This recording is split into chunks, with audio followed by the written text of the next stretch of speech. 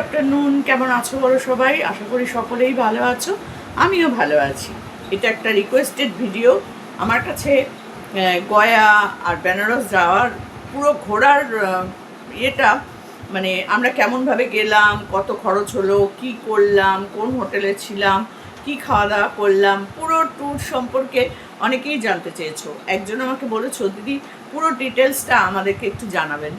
তো আমার ভিডিওটা করে হয়ে ওঠা, মানে করাই হয়ে উঠছিল না। বলেছিলাম যে আমার সোমাবুড়ি চ্যানেলটা, মানে আমার যে ব্লগ চ্যানেল, সেখানে আছে, কিন্তু ভিজিট করার পর সে আবার আমায় কমেন্ট করেছে, দিদি সেভাবে আমি ভালো করে বুঝতে পারলাম না। তো সেই কারণে আমি এই চ্যানেলেই তোমাদের কাছে এই ঘোরার বৃত্তান্তটা, পুরো যে আমরা ঘুরলাম, সেই কি করলাম, কিভাবে গেলাম, কি খেলাম, কত খরচ করলো, মোটামুটি একটা আইডিয়া তোমাদের সাথে শেয়ার করে দিচ্ছি। তো চলো আজকে প্রথম থেকে শুরু করি। প্রথম যেটা শুরু, সেটা হচ্ছে খুব মজার, জানো তো। আমার কিন্তু যাওয়ার কোনো কথাই ছিল না, আমার মাথাতেও ছিল না। তো হঠাৎ করে গীতাদি একটা ভিডিও করে।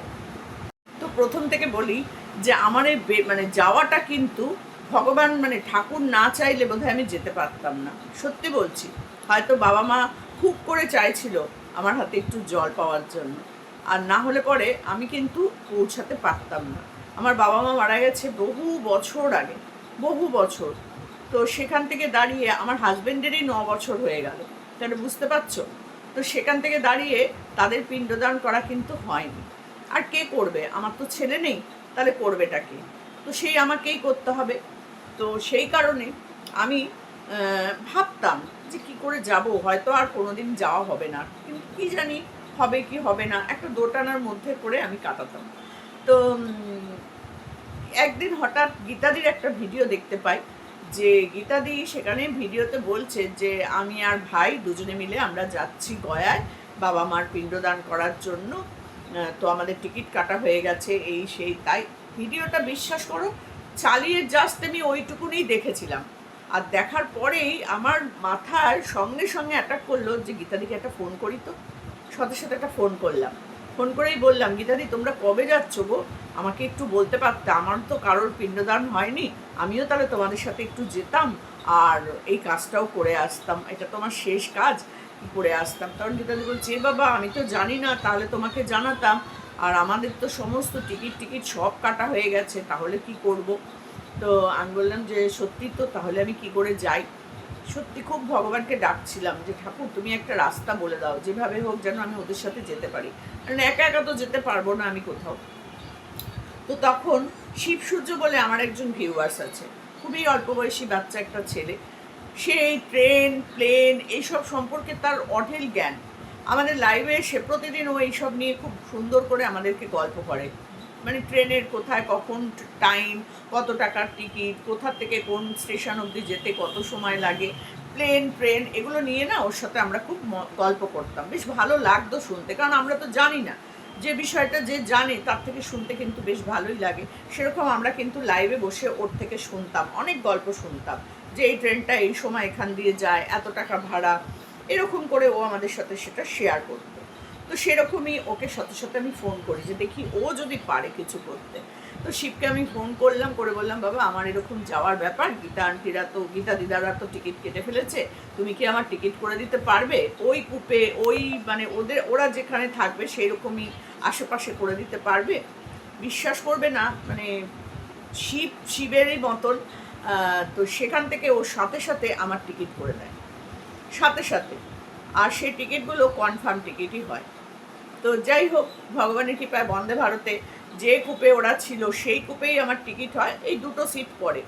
তো যাত্রা শুরু করলাম। এবার আগের দিনকে আমার মেয়ের জন্মদিন 5 তারিখ, তো আমি মেয়ের বাড়ি চলে গেছিলাম 4 তারিখেই। তো 5 তারিখ মেয়ের জন্মদিন কাটিয়ে টাটিয়ে সুন্দর করে 6 তারিখ ভোরবেলা 5:30টার সময় আমার বড় জামাই আমাকে নিয়ে পৌঁছে দেয় হাওড়া স্টেশনে। টিকিট তো কাটা বন্দে ভারতে, তো তিন জায়গার টিকিট কিন্তু কাটা হয়ে যায়। আর একটা টিকিট যেটা আমরা কুম্ভতে ফিরেছি, সেই টিকিটটা অনলাইনে পাওয়া যাচ্ছিল না, আমাকে ব্যারাকপুরে গিয়ে সেই টিকিটটা কাটতে হয়, কাউন্টার টিকিট কাটতে হয়, রিজার্ভেশন ছিল না। তো মানে ওটা ছিল ওয়েটিং লিস্টে। বুঝেছো, ওদেরটাও ওয়েটিং লিস্ট, আমারটাও ওয়েটিং লিস্ট। তো যাই হোক, সেইভাবে তো বেরিয়ে পড়লাম। বন্দে ভারতের টিকিট কনফার্ম, আবার ওইটাও গয়া থেকে যে বেনারস যাবো সেটাও কনফার্ম ছিল। তো যাই হোক, বেরিয়ে পড়লাম। জামাই এসে পৌঁছে দিয়ে গেল। আগের দিন 12টার পর আমরা এসেছি বাড়িতে, প্রায় 12টা নাগাদ আমরা বাড়ি ফিরেছি। তারপরে এসে খাওয়া দাওয়া মানে খাওয়া দাওয়া করে এসেছি। ওই শুতে শুতে বেশ 1টা 1:30। আমি কিন্তু একটুও ঘুমোইনি। আর সেই ঘুমটা মানে কি বলবো, ট্রেনের মধ্যে এরম এরম করে ঢুলতে ঢুলতে ঢুলতে ঢুলতে গেছি, কিন্তু ক্যামেরা করা বন্ধ করিনি, যে তোমাদের সাথে শেয়ার করতে হবে।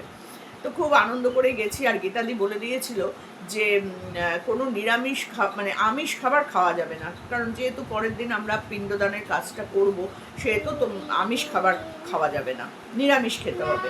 তো সেই কারণে আমি কলা, তারপরে তোমার আরও অন্য অন্য জিনিস এইসব নিয়ে গেছিলাম। তো সবই আমার মেয়ে সব ব্লিঙ্কিট থেকে কিনে কিনে দিয়ে দিয়েছিল। তো সেই সব আমি নিয়ে গেছিলাম। তো ট্রেনে আমরা ওগুলোই খেয়েছি। আমরা খাবার নিইনি, ট্রেনের খাবার নিইনি, কারণ ওটাতেও কোন সময় কোনটা আঁশ থাকবে না থাকবে, ওই জন্য আমরা ট্রেনের খাবার খাইনি। তো সেইভাবে আমরা গিয়ে পৌঁছালাম হচ্ছে গয়ায়। নানি ফোনটা আসতে দাও, আসতে দাও। তো তারপরে গিয়ে পৌঁছালাম হচ্ছে আমরা গয়ায়। তখন বেলা প্রায় 1টা, 12:30 বেজে গেছিলো। 12:30 1টা নাগাদ গিয়ে পৌঁছালাম গয়ায়। বিশ্বাস করো, এই 4-5 ঘন্টা 6 ঘন্টা পুরো এসিতে থাকার পর যখন গয়া স্টেশনে নামলাম না, প্ল্যাটফর্মে নামার পর মনে হচ্ছে ওরে সর্বনাশ, কোথায় এসে পৌঁছালাম। তো সেখানটা আর গয়া স্টেশনটা এখন ভীষণভাবে সারানো হচ্ছে, মানে নতুন করে কিছু করা টরা হচ্ছে। বেশ বড় স্টেশনটা, প্ল্যাটফর্মগুলো বিশাল বড় বড়। তো সেখান থেকে আমরা টোটো বুক করে আমরা গেলাম হচ্ছে ভারত সেবাশ্রমে। তো সেই টোটো ভাড়াটা 100 টাকা নিয়েছিল। তো 100 টাকা নিয়ে আমরা টোটো করে আমাদের একদম ভারত সেবাশ্রমের গেটে পৌঁছে দিল।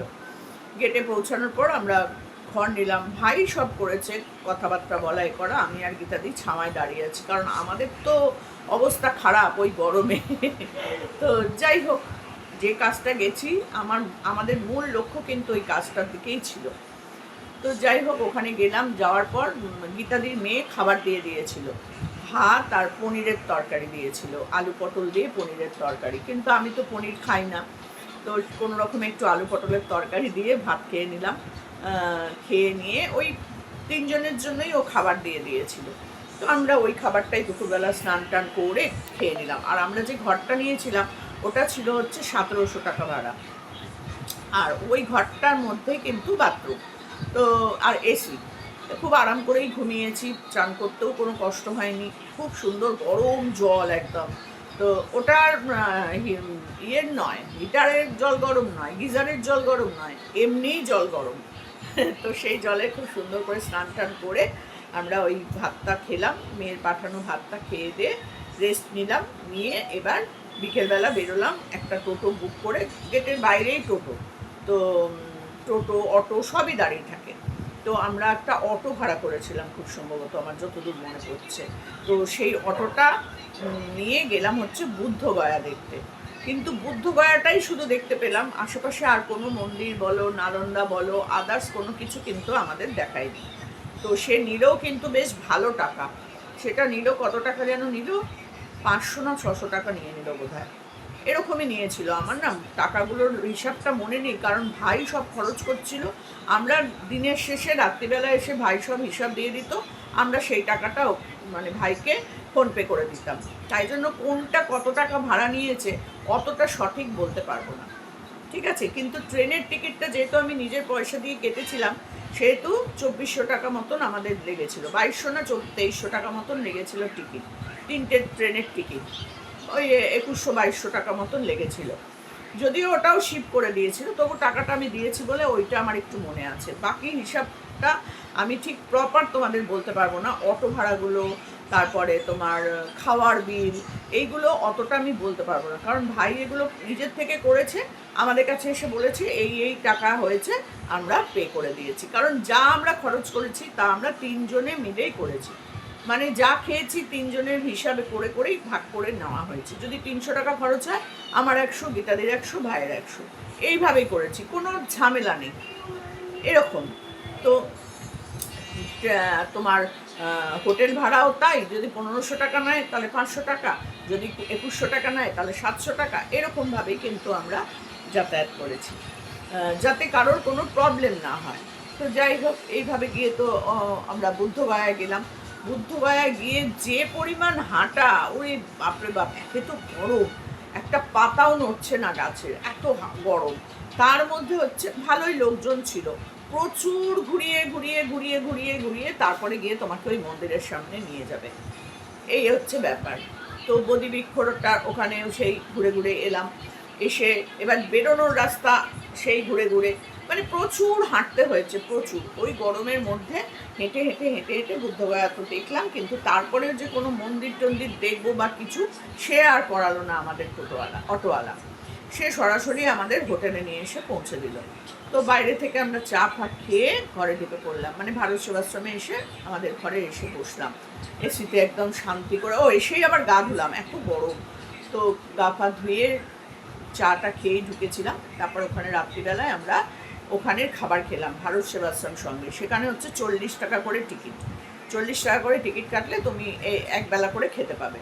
তো আমরা রাত্রিরের খাবারটা ওখানেই খেলাম। পরের দিন সকালবেলা আমরা 6:30টার সময় লাইনে দাঁড়ালাম। তো সেইখানে টিকিটটাও ভাই গিয়ে আগে থেকে করে নিয়ে এসেছিলো, একটা হলুদ রঙের কাগজ দেয় ওরা, সেইটা নিয়ে দাঁড়াতে হবে লাইনে। ভাই গিয়ে চুল টুল কেটে টেটে এলো, নেড়া মাথা হলো। তারপর আমরা গিয়ে চান টান করে নতুন জামা কাপড় পরে গিয়ে লাইনে দাঁড়ালাম। দাঁড়িয়ে ওখানে সব লিখতে হয়, বাবা মা কীভাবে মারা গেছে, কোথায় বাড়ি, কোথায় দেশ ছিল, সমস্ত কিছু ডিটেলস ওখানে দিতে হয়। সেই সব দেওয়ার পর ওনারাই পান্ডা ঠিক করে দেয়। আর আমরা 3 জন, আমাদের সাথে ত্রিপুরা থেকে এসেছিল এক ভদ্রলোক আর তার মেয়ে, মানে তার ওয়াইফ মারা গেছে, ওয়াইফের পিণ্ডদান করার জন্য। তো ওনারাও আমাদের সাথে একই টোটোতে যায়। তো ভালো ভদ্রলোক, মেয়েটিও খুব ভালো। তো সবাই মিলে আমরা একসাথে টোটো ভাড়া দিয়ে গেলাম। টোটো ভাড়া দেওয়ার আগে 350 টাকা করে নিয়ে নিল, প্রত্যেকের থেকে 350 টাকা করে নিয়ে নিল।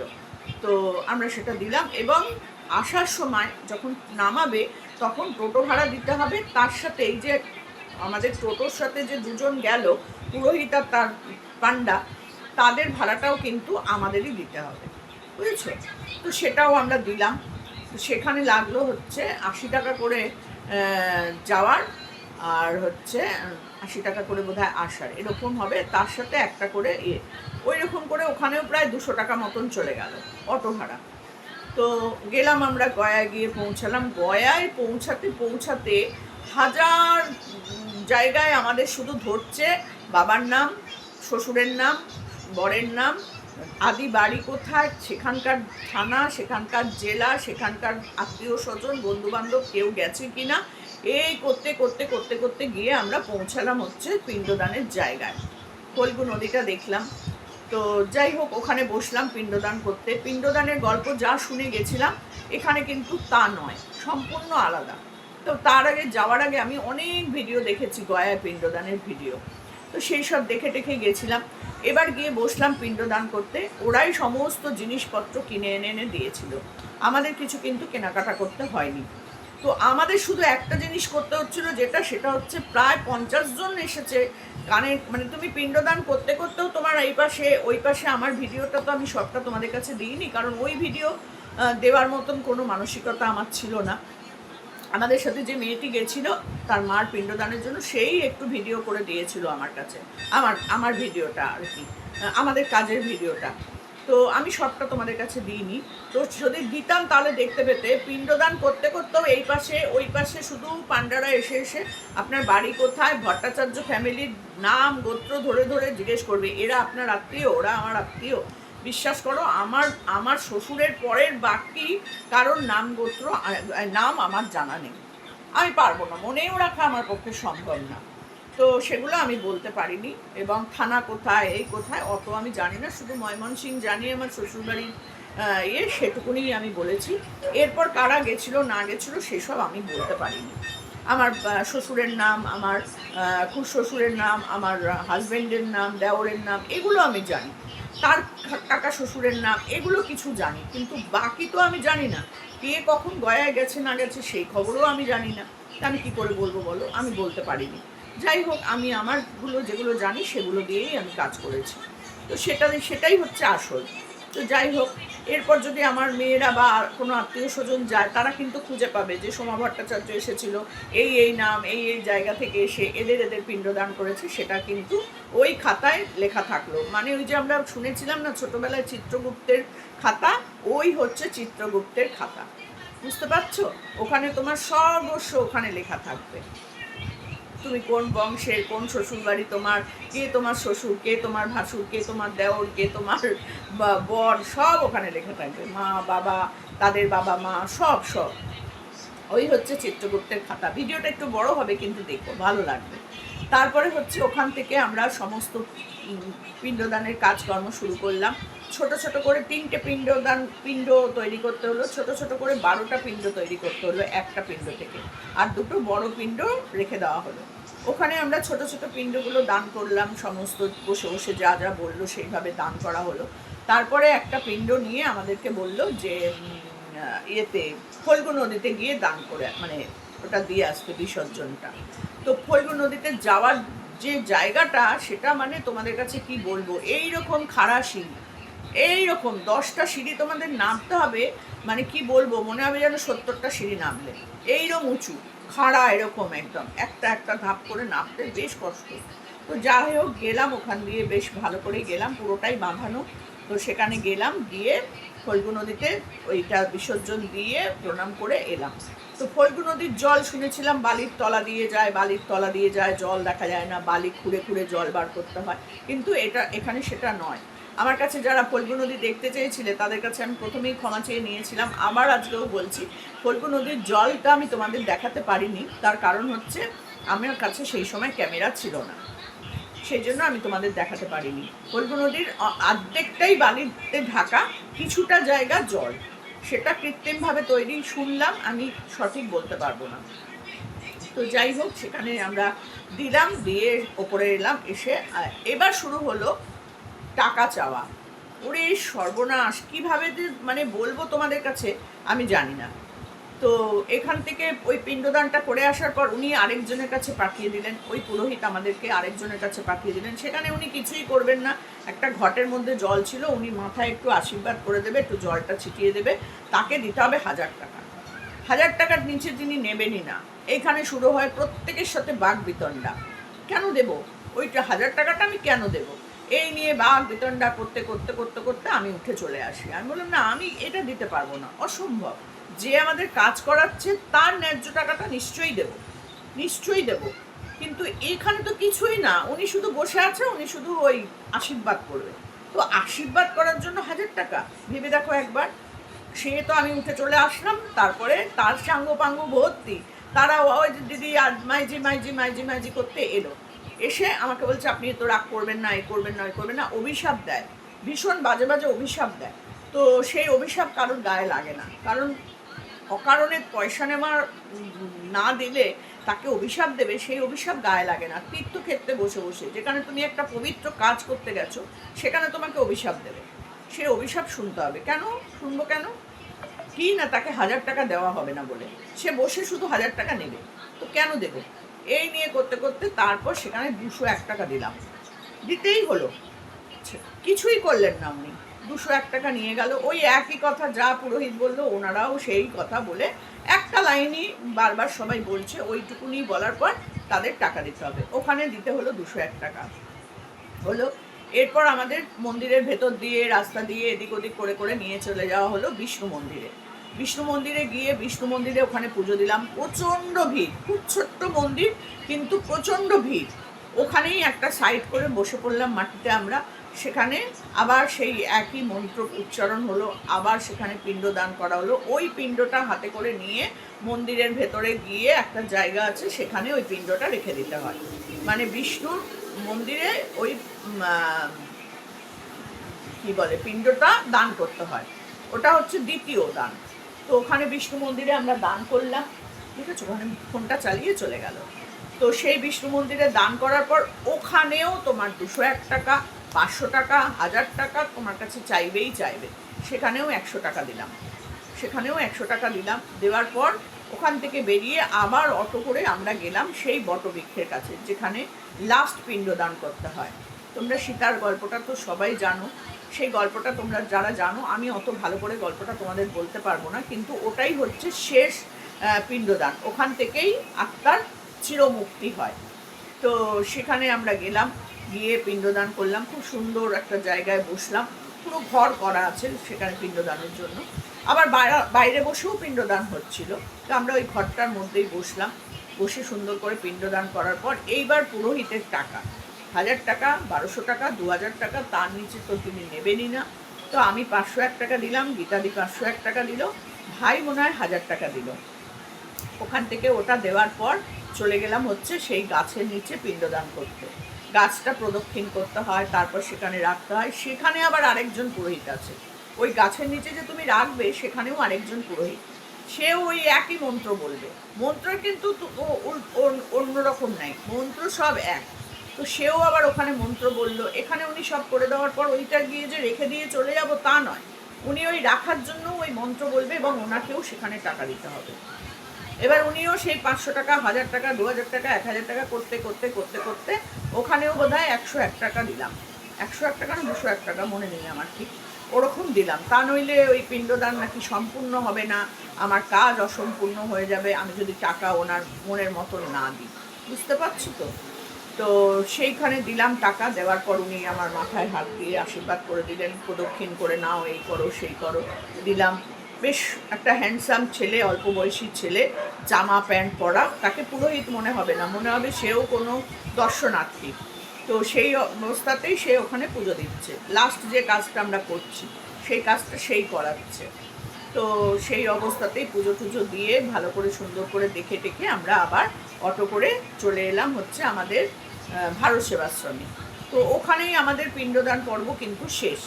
তো তার মধ্যে যে কত টাকা 200 করে দিয়েছি সেটা তোমাদেরকে বলার মতো না, কারণ যেই আসছে সেই ওই একই মন্ত্র বলছে, আর ওই 100 টাকার নিচে তো কোনো প্রশ্নই নেই, সেটা আমাদের দিতে হচ্ছে। আর নাম ঠিকানা, নাম ঠিকানা, নাম ঠিকানা, বাবারে বাবা, কত কি করে বলবো। ময়মনসিংহের কোন জেলা, কোন থানা, আমি তো এসব জেনে যাইনি, আমি তো হঠাৎ করে গেছি না। যদি আগে থেকে প্ল্যান করে যেতাম তাহলে আমি আমার খুশু শুটে আছে বা আদার্স কারোর কাছে গিয়ে একটু জেনে আসতাম। আমি সেই সময়টাও পাইনি, আর ওগুলো যখন লাগবে সেটাও আমি জানি না। তো আমি আমার ওই 3 পুরুষের নামটাম এগুলো নিয়েই গেছিলাম আর কি। তো যাই হোক, সেই সব করে টোরে তো ভালো করে পুজো টুজো দিয়ে এলাম। এসে ওখানে টোটো ভাড়া মেটানো হলো, ওই পান্ডাদের পুরোহিতদেরও টাকা দিতে হলো, মানে ওই যাওয়া আসার ভাড়া সব কিছু দিয়ে আমরা এসে ওইখানে আমরা সেদিনকে ফ্রিতে খাওয়া দাওয়া করানো হয়। ফ্রিতে খাওয়া দাওয়া করলাম, করে রেস্ট টেস্ট নিয়ে আবার বেরিয়ে পড়লাম আমরা বেনারসের উদ্দেশ্যে। তো সেই বেনারসের গল্পটা কি আমি পরের দিন বলবো, কারণ ভিডিওটা অনেক বড় হয়ে যাবে, তোমাদের হয়তো শুনতে ভালো লাগবে না। তো বেনারসের গল্পটা আমি তোমাদেরকে আর একটা ভিডিওতে জানাচ্ছি। তো চলো, গয়ায় পিণ্ডদানের গল্পটা তোমাদের সাথে পুরোপুরি শেয়ার করলাম।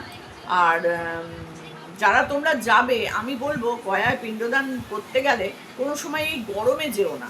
যদি খুব আর্জেন্সি না থাকে তো এই গরমের সময় কোনো সময় যেও না। গীতাদিদের আর্জেন্সি ছিল, কারণ গীতাদির ভাইজির বিয়ে, তো সেই কারণে ওরা এই কাজটা করে নিল। তো আমার তো সেরকম কিছু ছিল না, আমি শুধু এই কাজটা আমি করতে পারছিলাম না, আর এরকম একটা সুযোগ পেলাম বলে আমি চলে গেলাম। যা কষ্ট হয়েছে তোমাদেরকে কি বলবো এই গরমটা, গয়ার থেকেও বেশি কষ্ট হয়েছে বেনারসে। তো সেই গল্পটা শোনার জন্য তোমাদের কিন্তু আমার পরের ভিডিওটা দেখতে হবে, অবশ্যই কিন্তু চোখ রেখো। আর অবশ্যই আমার এই ভিডিওটা দেখে বলো তোমাদের কেমন লাগলো। তো চলো, এটুকুনি বলার ছিল। তবে হ্যাঁ, গয়া থেকে বেনারস যাওয়ার জন্য আমরা যে গাড়িটা করে ট্রেনটা করে গেছিলাম, সেই ট্রেনটা ছিল কিন্তু নন এসি। আমরা নন এসিতেই গেছিলাম, কারণ মাত্র 5 ঘন্টার জার্নি ছিল। আমরা আর এসির টিকিট কাটিনি, কারণ এসির ভাড়াটাও জানো তোমরা অনেক, সেই কারণে আমরা এসির টিকিট কাটিনি, নন এসিতেই গেছিলাম। আর জানলার ধারে বসে সুন্দর করে গল্প করতে করতে চলে গেছি। আর রাত 12টার সময় গিয়ে পৌঁছলাম বেনারস। তো চলো, বেনারসের গল্প পরের ভিডিওতে